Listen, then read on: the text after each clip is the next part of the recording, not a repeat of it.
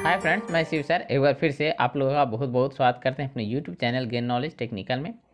Friends, आज का जो टॉपिक है बहुत ही इम्पोर्टेंट टॉपिक है और टॉपिक है हमारा आईटीआई को लेकर के कि आईटीआई क्या है और इससे आईटीआई करने के क्या फ़ायदे हैं।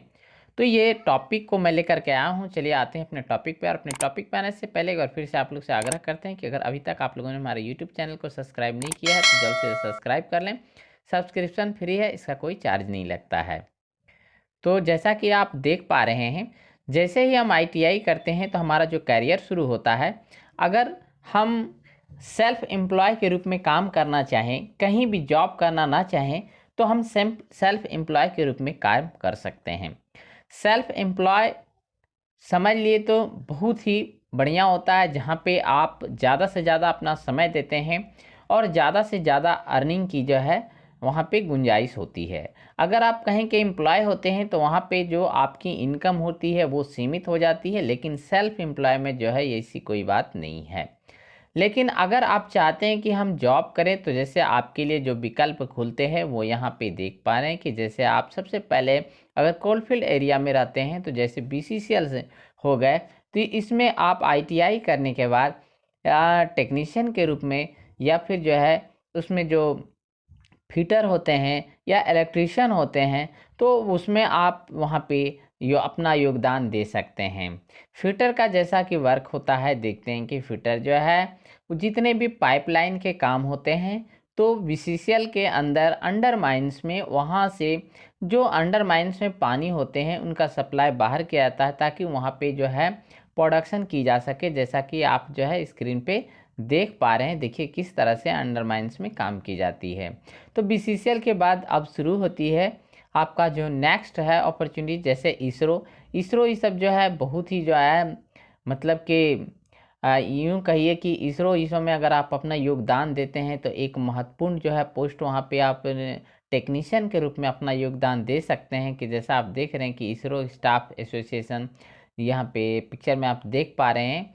और वहाँ पे योगदान देते हुए साथ ही साथ योगदान के साथ जो है आपको वहाँ पे बहुत सारी सुविधाएं मिलती है और आपका जैसा परफॉर्मेंस रहता है तो आपका प्रमोशन उस तरह से होते रहता है और आप देश की सेवा भी करते हैं और देश की सेवा में अपना योगदान देते हैं।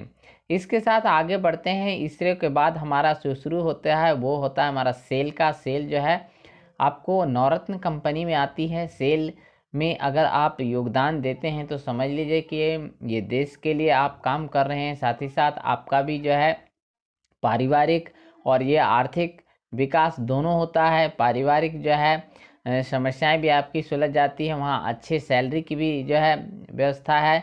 तो यूँ कहिए कि वहाँ पे सेल में आप रिटायरमेंट की बहुत अच्छा जो है पैकेज है। आप रिटायर करते हैं तो जो अगर आप वहाँ पे दो तरह के ऑप्शन मिलते हैं, एक एसीटी जिसे हम अटेंडेंट कम टेक्नीशियन बोलते हैं, आईटीआई करने के बाद आप बन सकते हैं। और एक ओसीटी होता है ऑपरेटर कम टेक्नीशियन, इसके लिए आप डिप्लोमा चाहिए तो आप आईटीआई के बाद जो है लेटरल एंट्री से डिप्लोमा भी कर सकते हैं।